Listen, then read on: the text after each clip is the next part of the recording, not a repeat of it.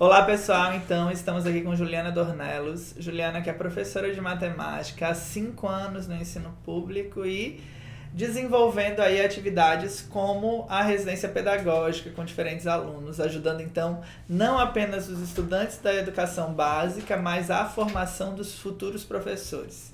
Juliana está aqui comigo nessa mesa. Muito obrigado, Ju. Obrigada a você pelo E convite. junto com a Ju, a gente tem o Ângelo Xavier e a Mariane Ferreira, que vão estar, ajudando a gente a conduzir, abrindo tema. Vocês estão livres para abrirem novas discussões, colocarem novas perguntas. Qual que é a proposta, então? A gente passear sobre o que é ensino de matemática, as dificuldades.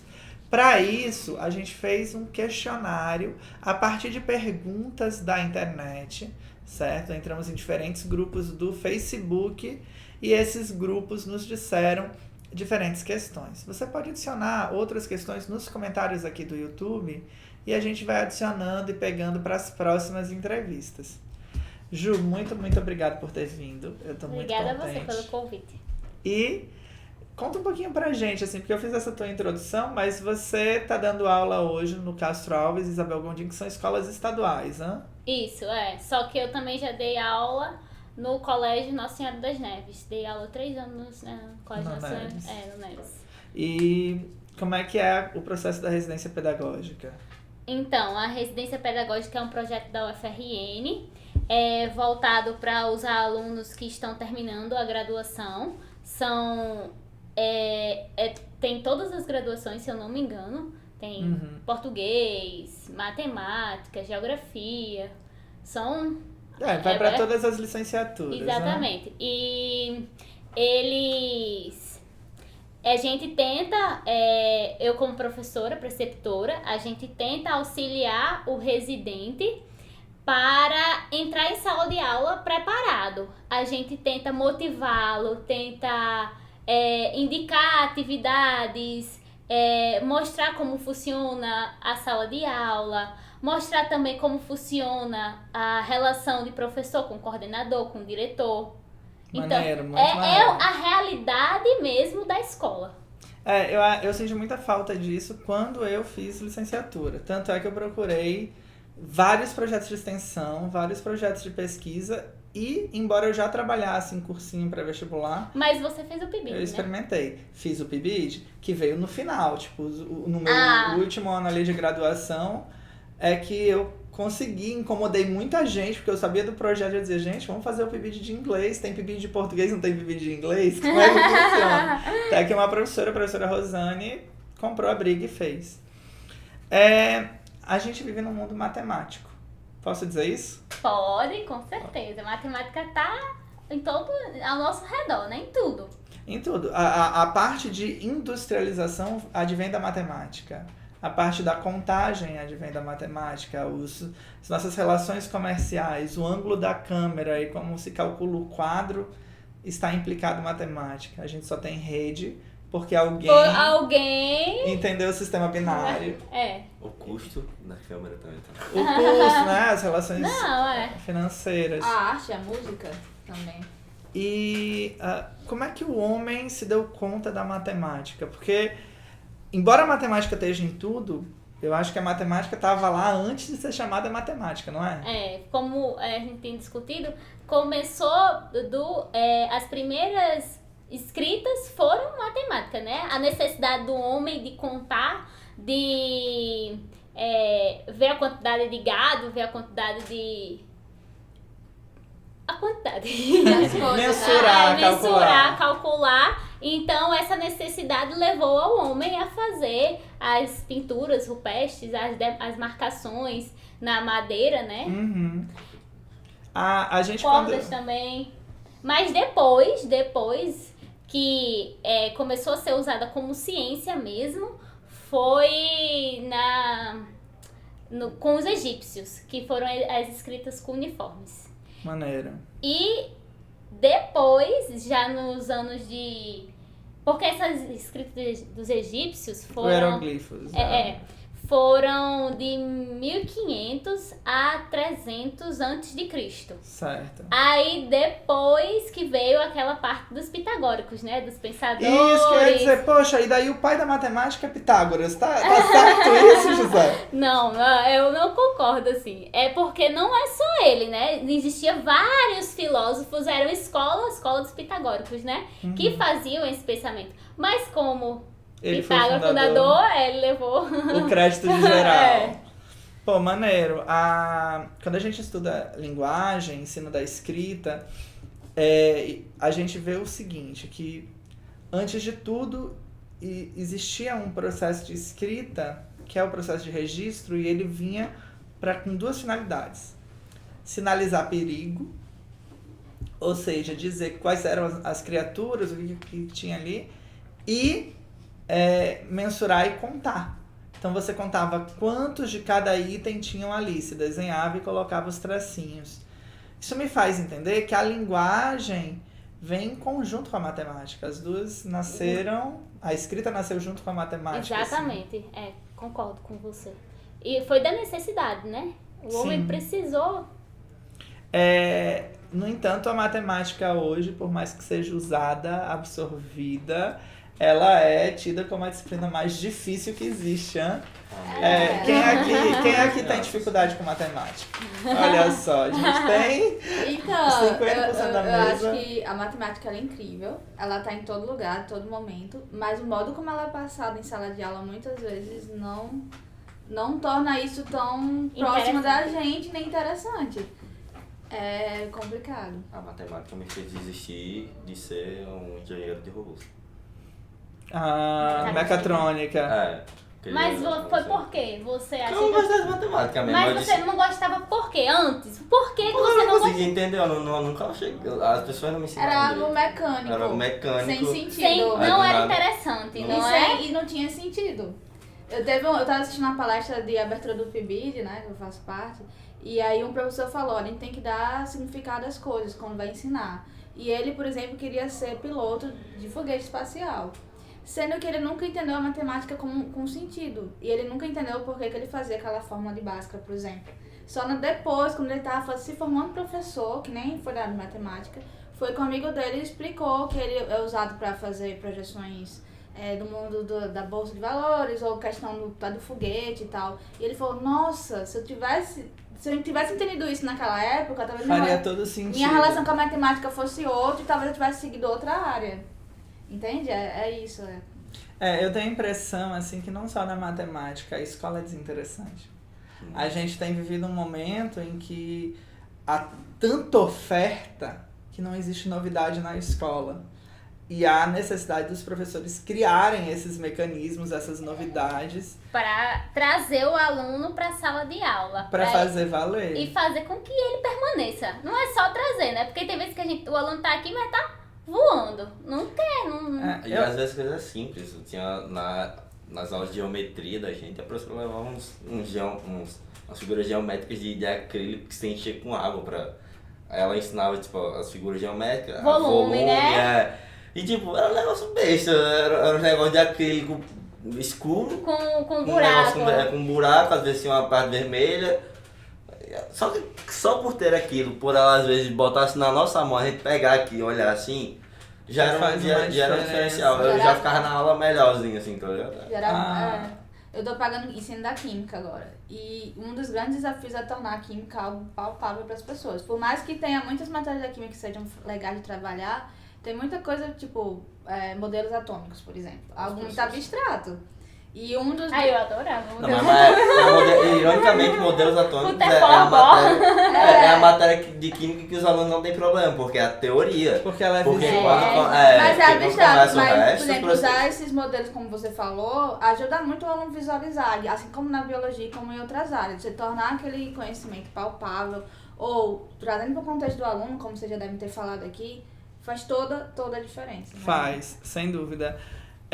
Eu não sei onde é que a gente encaixa a negação com o ato de fazer com que o aluno goste da disciplina, porque tem que ter um ponto de partida. Quando você chega e vê os alunos se negando a aprender matemática, isso deve acontecer. Não, acontece muito. Eu tento, assim, eu não deixo ele desistir, não. Eu insisto. Eu sou persistente.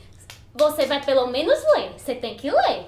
Leia a questão. Tira os dados da questão. O que é que a questão está dizendo? Tirou os dados da questão? Me diga agora o que é que você acha que é pra fazer. O que você acha? Não precisa ser o certo, não. O que você acha? Então tem que ser insistente. Eu acho que as coisas mais difíceis é começar e persistir, né? E manter. Fazer com que o aluno queira aprender. No entanto, a mensagem que eu mais gosto de ouvir dos alunos é assim, professor, eu vim pra assistir a tua aula. A melhor ótimo, coisa, né? Eu só vim ótimo. pra assistir a sua aula. Não, eu vi no horário que tinha sua aula, por isso que eu cheguei cedo. Muito maneiro. Acontece. A gente tá chegando no dia 6 de maio. 6 de maio é o dia do matemático. Inclusive, nós estamos aqui para falar disso. Por que 6 de maio?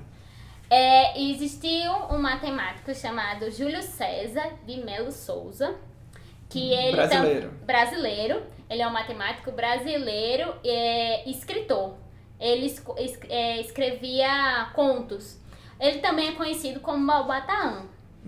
Ele nasceu no dia 6 de maio de 1895. Aí, por ele ser brasileiro, acabou que Dilma em 2013, decretou lei como sendo dia 6 de maio o dia da matemática. Legal. É maneiro isso. Então ele era um romancista, um contista, e os contos dele você já chegou a ler? Já, assim, são muito bacanas. Tem a ver com matemática? Tem, sim. Já não Não, mas ele trabalha de uma forma pra você pensar, pra você usar o raciocínio lógico, que é incrível. A escrita dele é muito boa mesmo. Se você quiser, eu posso emprestar um livro pra você. Porque essa pergunta, assim, esse significado hoje, porque é muito recente o dia do matemático, embora a matemática tenha uma importância absurda. Se você pudesse elencar aí quais são os principais campos da matemática. Alguém que queira estudar matemática, ele não precisa fazer uma graduação em matemática, né? Ele pode trabalhar com o quê? Assim, existe os campos principais, que seria os tradicionais, que seria a docência, né? E também, que seria graduação, licenciatura. E também tem o bacharel, né? O bacharel para pesquisa. Mas fora isso, você tem design gráfico, que trabalha com matemática. Tem as engenharias todas. As engenharias, todas as engenharias. Não tem engenharia que não trabalhe, que não use, ironicamente, né? no cinema dá pra você trabalhar com matemática. Não só na câmera, mas na parte por trás, pra montar os equipamentos, montar cenário, montar essas coisas. Arquitetura. Física, computação também. Biologia. Eu posso fazer matemática e não querer ser professor de matemática, mas daí eu ganho dinheiro como? Eu acho que você vai ter que ir para pesquisa. Para pesquisa, mas também tem outras áreas que também utiliza. Por exemplo, ciências computacionais também usa matemática. Atuariais, estatística, né? Agora, estatística tem um curso de estatística, né? Também tem um curso de estatística. Tem, é complexo. E a importância da matemática, então? A matemática tá no nosso cotidiano, né? Não tem como você dizer, eu não sei nada de matemática. Alguma coisa você sabe. Você trabalha com... Você trabalha não. Você convive com isso. Convive com números. Convive com quantidades. Algumas das perguntas, porque foram bastante até, assim, a gente teve umas 30 perguntas, 40. Algumas repetitivas, mas uma pergunta eu marquei aqui porque é engraçada até. Como se aprende matemática do zero? Então não se aprende matemática do zero. Não se aprende. Você tem alguma noção. Você tem um ponto de partida. Talvez do zero só quando você tem, tipo, 2 anos de idade e lê aqueles livrinhos, tipo...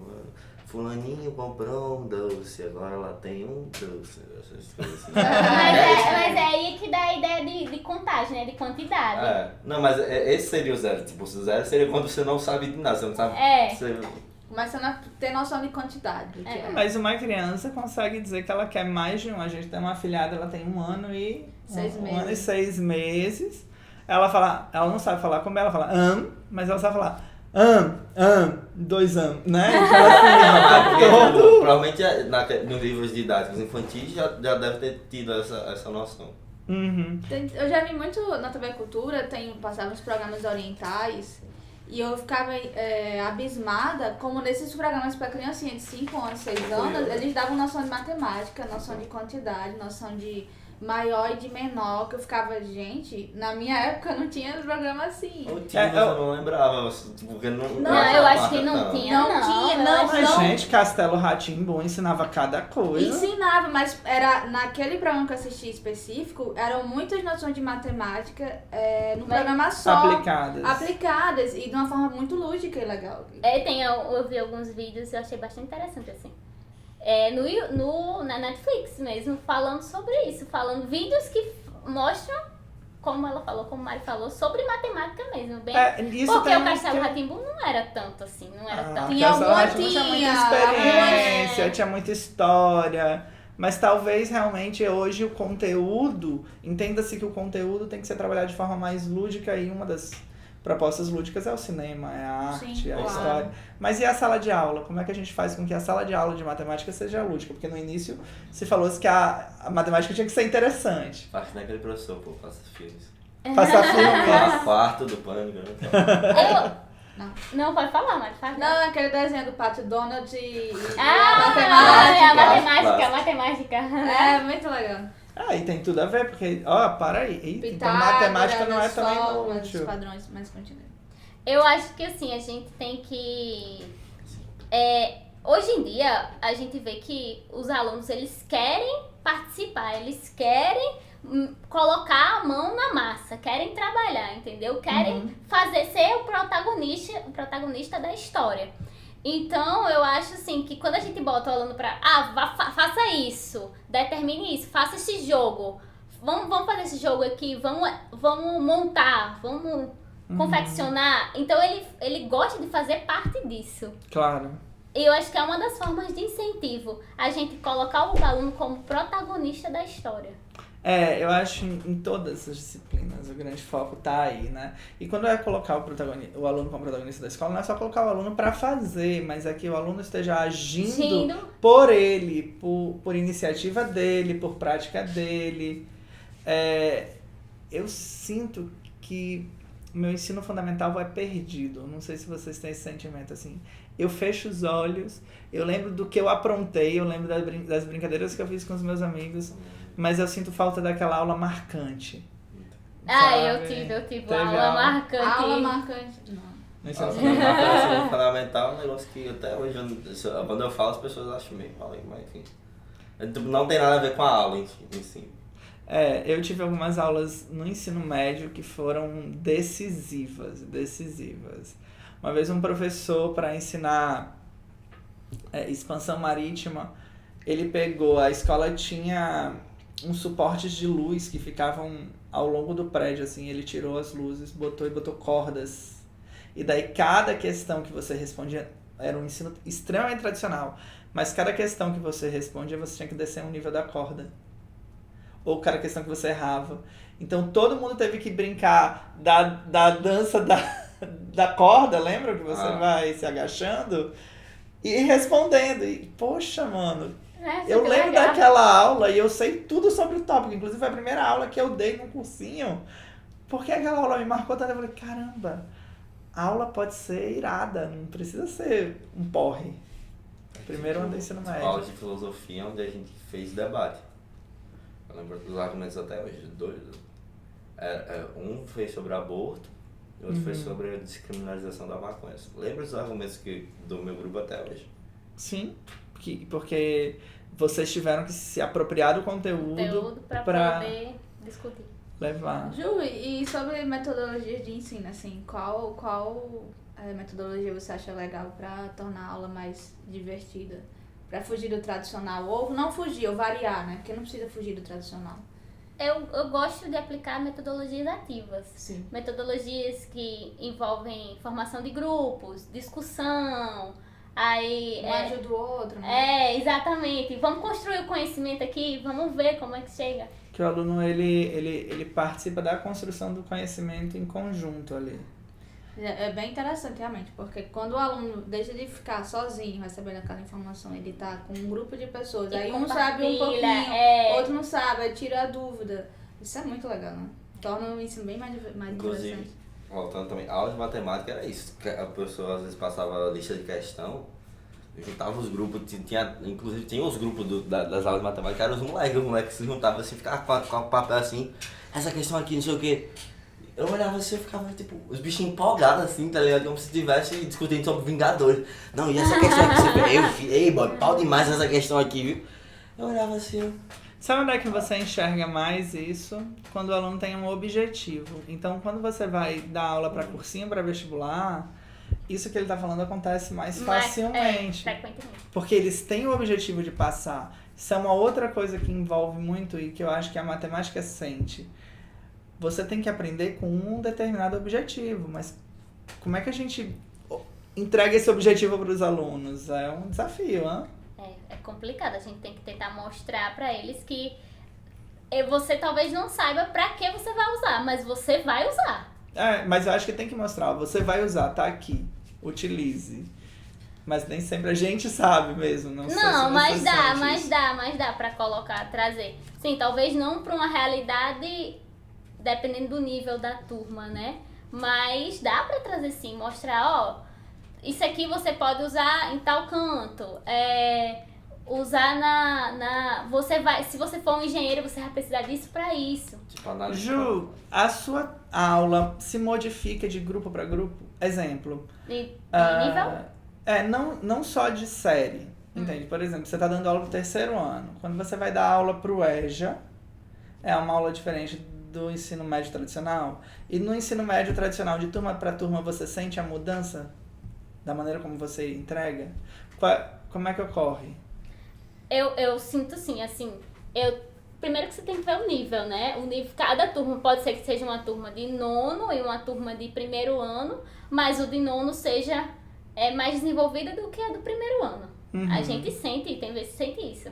De EJA, uma turma de EJA, você não pode dar os mesmos conteúdos de ensino médio, você tem que trazer para o cotidiano. O aluno que faz EJA é um aluno que trabalha, que passa o dia trabalhando e precisa Da matemática para fazer uso no trabalho. Então você tem que trazer para o cotidiano deles. Se eu for jogar uma equação e não dizer o porquê daquela equação, ele não vai. Eu vou usar isso em quê? No meu dia a dia? Não vai querer aprender. Claro. Eu tive muito, assim, de turma para turma, de ensino médio para ensino médio.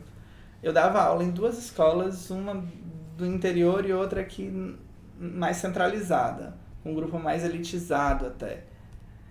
O grupo mais elitizado queria aprender Enem, queria aprender a fazer questão do Enem, queria aprender a resolver a questão do Enem. O grupo do interior queria falar inglês, porque eles recebiam os turistas ali, eles estavam tá vendo que é uma... Você muda turmas de terceiro ano, ensino médio, escola pública. Então o interesse é outro. Na matemática isso tem. Tem sim.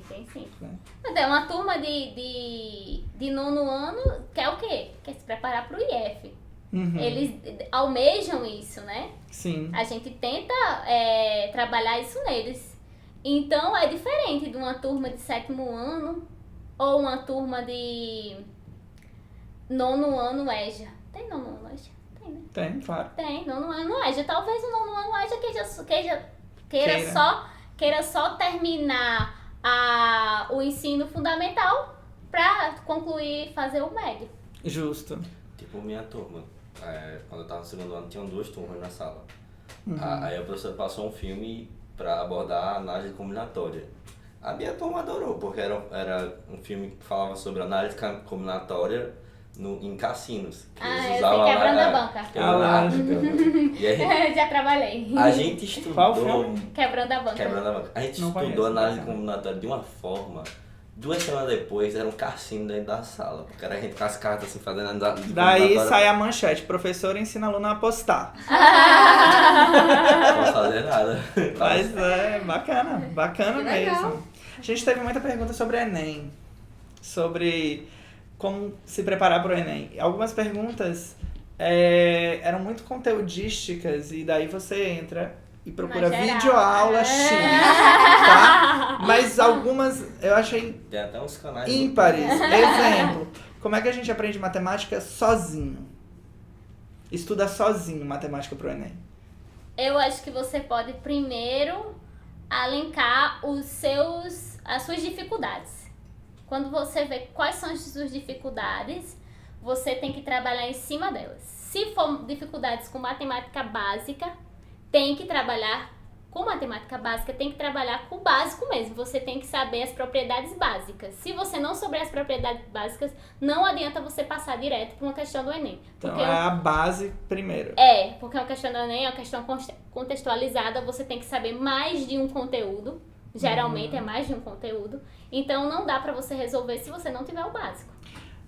Quando o aluno vai estudar sozinho, eu acho que a primeira coisa que eles têm que valorizar é justamente essa hierarquia de conteúdos. O segundo é a leitura. Falando de inglês mesmo, se tu aprender a ler, você resolve matemática. Se você aprender a ler, você resolve geografia, você resolve biologia. Química. Então, aprenda a ler questão, pare, leia, interprete. Se você tem problema de interpretação, começa com o livro básico e vai ler. Você aprende a ler lendo. Mas existem conteúdos X que os alunos precisam ter na veia, assim, para se dar bem no Enem. Qual o conteúdo que mais cai no Enem, você sabe dizer? Eu diria a regra de 3, viu, matemática. Regra de 3, mas um dos é um dos que cai muito. Regra de 3, aritmética, né? Geometria também cai geometria bastante. Plana, né? Principalmente. É porque o Enem também é bem contextualizado, eles usam esse negócio do contexto. Tipo, a questão, você precisa saber a distância de uma escada para a reforma de não sei quem. Aí você tem que fazer lá a Pitágoras, mas então... Eu acho assim, grande parte dos conteúdos do Enem estão no ensino fundamental. Concordo, total. Se você faz um ensino fundamental bom, maneiro, você consegue se dar bem. E retomar, eu lembro que eu estava estudando para o Enem, eu queria fazer medicina na época, não fiz, obviamente, você percebido a situação. E um professor disse para mim, faça o seguinte, pegue o livro do 9º ano e faça ele cabo a rabo, passa tudo. Daí, pegue o livro do 7º ano, que é polinômio, sétimo. cabo a rabo, sabe? E foi o que me deu forças. Porque no 9º ano, no de ciências, eu tinha iniciação de química e física. A mesma coisa que rolou antes, mas muito parecida, eu tinha uma dificuldade extrema com física. Física e química sempre foram disciplinas, mas física foi uma que eu consegui recuperar. Eu tive um professor maravilhoso, ele chegou motoqueiro e tal, todo irado.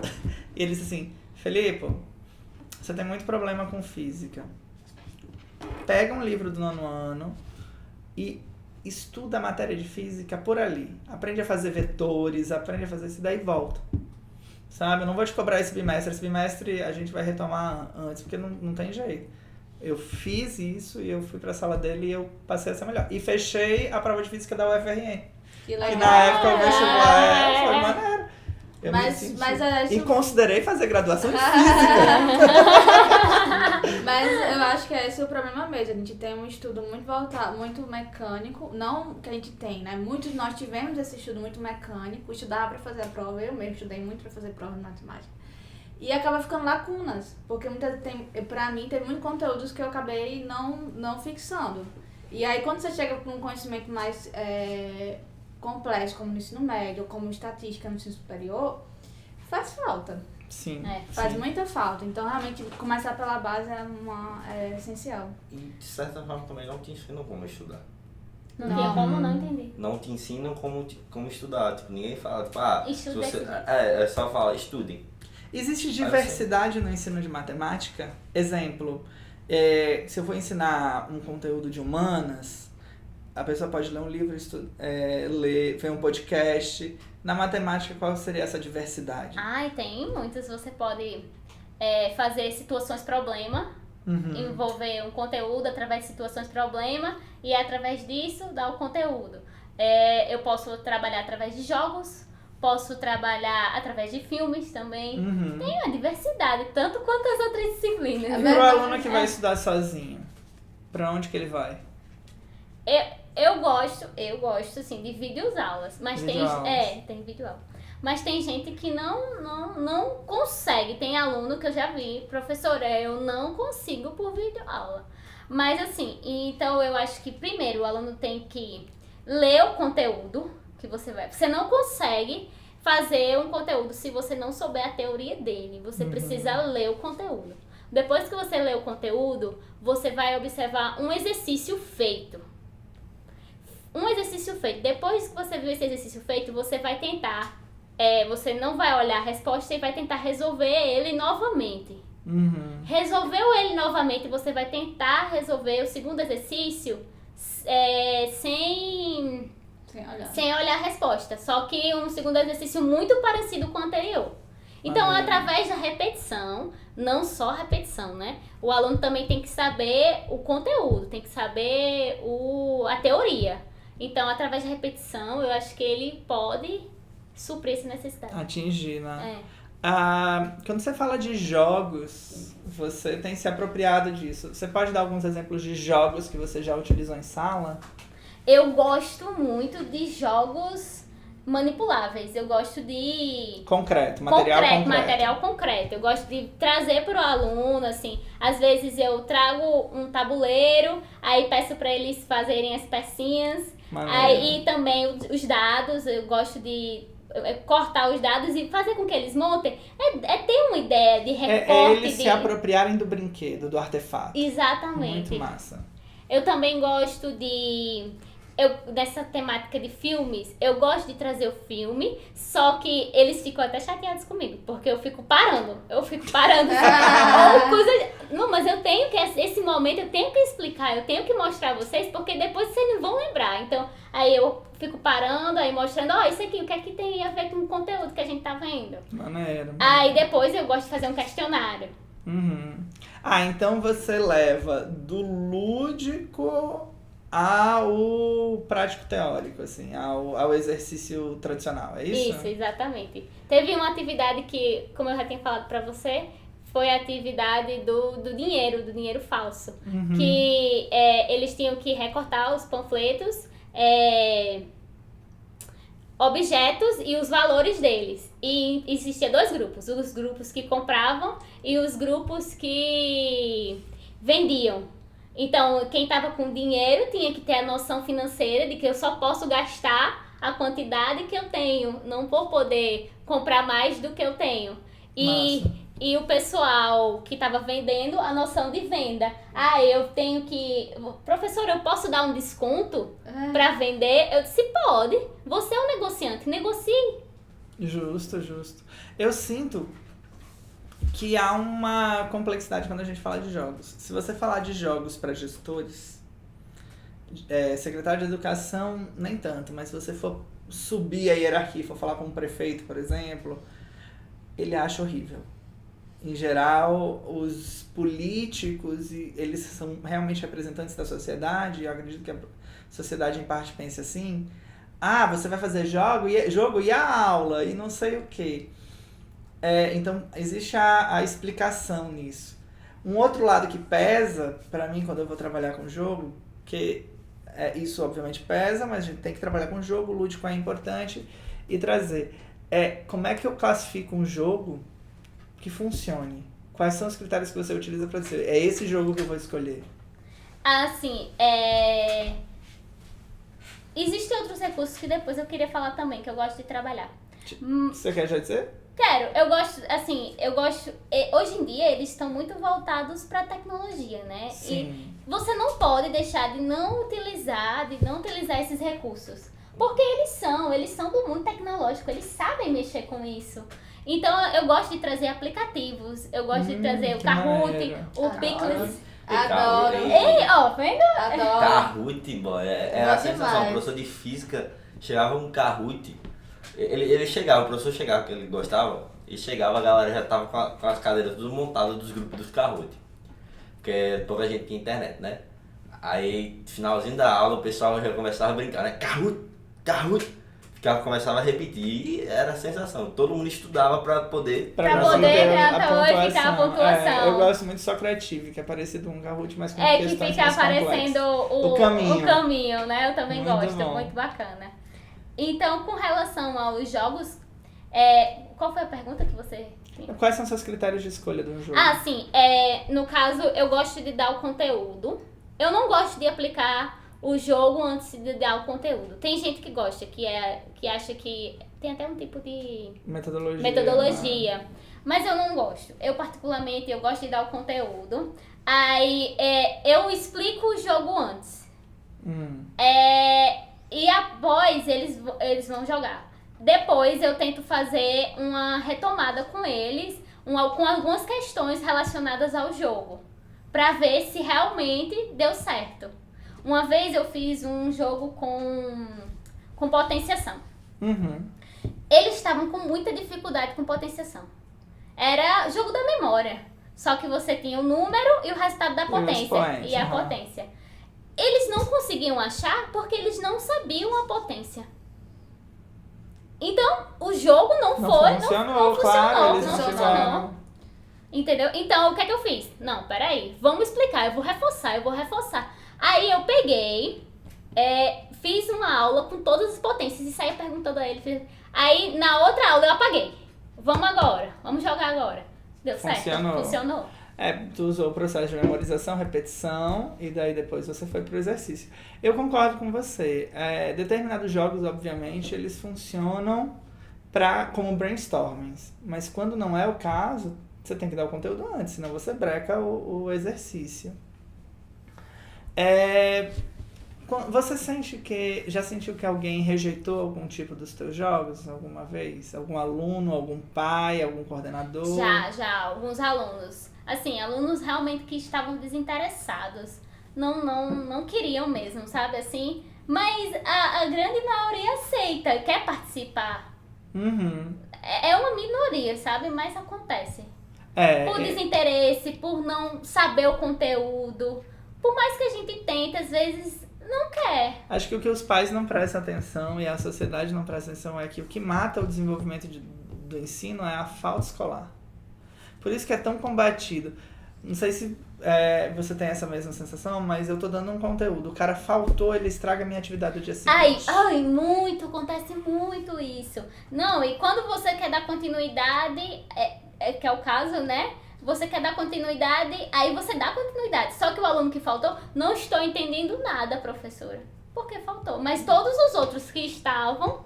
É por isso que é tão importante, infelizmente as escolas públicas, pouquíssimas têm isso, do professor de reforço, do professor de backup ali, que ele... Não é que ele vai ensinar o conteúdo que você tinha que ensinar, mas um aluno desses, ele precisa ir aprender por conta, ele vai precisar ser levado para uma sala e ele vai precisar estudar e entender o raciocínio com alguém direcionando esse estudante. Muita gente quer saber se a profissão de professor vale a pena, se é rentável. Rentável financeiramente. Não, é sério, quanto ganha um professor de matemática, quanto ganha um professor de matemática do ensino médio, dá para viver sendo um professor de matemática... Porque o folclore, que não é tão folclore assim, a realidade é que o professor ganha muito mal. Você concorda com essa afirmativa? Eu acho que concordo. Você concorda? Eu concordo, porque assim, pra ganhar bem, o professor precisa trabalhar em muitas escolas. E você não só trabalha em sala de aula. As pessoas têm que entender que o professor precisa planejar a aula e isso leva tempo. Muito, dependendo. Você tem que trabalhar de noite quando você chega em casa, você tem que trabalhar sábado, domingo. Então, para ganhar mais, a pessoa precisa trabalhar mais. Precisa trabalhar em mais escolas. E como é que você encoraja alguém a trabalhar se tu ganha pouco? Quanto é que tu ganha, Ju? Você pode dizer quanto é que você ganha? Eu ganho... o salário do Estado. O salário do Estado, 2.600. 2.200, 2.300. Mas assim, eu encorajo quem gosta, quem realmente gosta disso, gosta de ensinar, tem prazer de ensinar. Tem prazer de se relacionar com o aluno, de transformar vidas, né? Transformar a vida, porque quando você consegue mudar uma pessoa, transformar professora, eu tô aqui por causa da senhora. Eu cheguei aqui por causa da senhora. É transformador, não tem preço. Uma vez me disseram que um dos grandes baratos de ser professor, isso tem mudado muito, mas você ser chamado de senhor com 25 anos. Porque é uma profissão que impõe um determinado respeito. Você sente diferença do tratamento dos alunos de escola particular para os alunos de escola pública? O meu tratamento? Não, deles para você. Não, eu não sei. Não. Eu não acho, não. Eu acho que o carinho é o mesmo. Eu acho que o carinho é o mesmo. O carinho é o mesmo, mas assim, a diferença. questão de respeito é diferente. Eu acho que tem uma diferença. Qual seria essa diferença? Às vezes, eu acho que alguns de escola pública faltam mais com respeito. É uma falta de educação. De educação, não é uma falta de respeito, respeito. Mas pronto, tipo, na escola particular, de vez em quando também gera um probleminha, que aconteceu, já aconteceu, que é eu pago o seu salário, ou então meu pai paga o seu salário, que aí... Tu já viu isso acontecer? Já? Beleza. A professora quis tirar o moleque da sala, ele não. Meu pai que paga a escola que paga o salário, você não. Aham. É Imbecil, complicado, isso é parte de infelizmente. gestão também, né? A gestão tem que estar apoiando o professor. Afinal, ele fica refém dos alunos. Exato, isso é complicado, viu? O professor trabalha refém de aluno, refém de pai. Isso não pode acontecer, porque isso atrapalha completamente o processo de ensino. Tu não pode ser refém, tu precisa ter liberdade. Que é o que a gente chama de liberdade de cátedra. Liberdade de cátedra nada mais é do que você ter as condições de se expor, porque o trabalho de professor é uma exposição constante, de falar e de oferecer a metodologia, as ferramentas de ensino das quais você crê que sejam diferenciais para os seus alunos. Cada professor tem uma formação. E o que eu vejo assim é o quanto a gente marcha nessa situação do ser refém. Na escola privada, porque é o pai que paga, porque é fulano. Nunca aconteceu comigo. Um aluno chegar para mim e dizer, não sei como eu reagiria. Não sei. Porque é uma situação bem triste. Mas sim, a gente só ouve falar disso, na verdade. Inclusive, um outro fator de cobrança, que é aquele exemplo do pai que chega e diz, meu filho tirou 1, por que ele tirou 1? Poxa, tu não tem que perguntar pro teu filho, por que você tirou 1? Olha os cadernos dele, será que ele escreve? Será que ele Tá acompanha? copiando, ele tá... por que você não me avisou que o caderno do meu filho não estava preenchido? Poxa, pera lá, eu tenho 40 alunos em sala. E você tem só um tu tem filho. um filho, meu irmão. O pai também tem que tomar pra si a responsabilidade dentro de casa, né? Não é tudo o professor que é responsável. Você tem a responsabilidade de acompanhar o desenvolvimento do seu filho na escola, ver se ele tá acompanhando a disciplina ou não, e conversar com o professor como é que ele pode ajudar o filho, né? E não simplesmente jogar a carga pro professor. Não, e é até engraçado, porque há um tempo atrás estava nessa discussão, que é até a discussão da escola sem partido, que os pais é que têm o direito de botar algumas ideias na cabeça do filho, tipo religião, essas coisas. Também é um dos argumentos contra a educação sexual. Só que os pais não fazem isso. Tipo, alguns pais que falam isso, quando é na prática, eles querem que a escola tome conta do filho enquanto ele tá Ele lá. trabalha, A escola virou e ela tem realmente mudado, e a gente entende que esse processo de transformação acontece. A escola tem assumido um peso de ser a que ensina conteúdo acadêmico, mas é quem educa também. No pré você tem aluno que chega a passar 12 horas dentro da escola.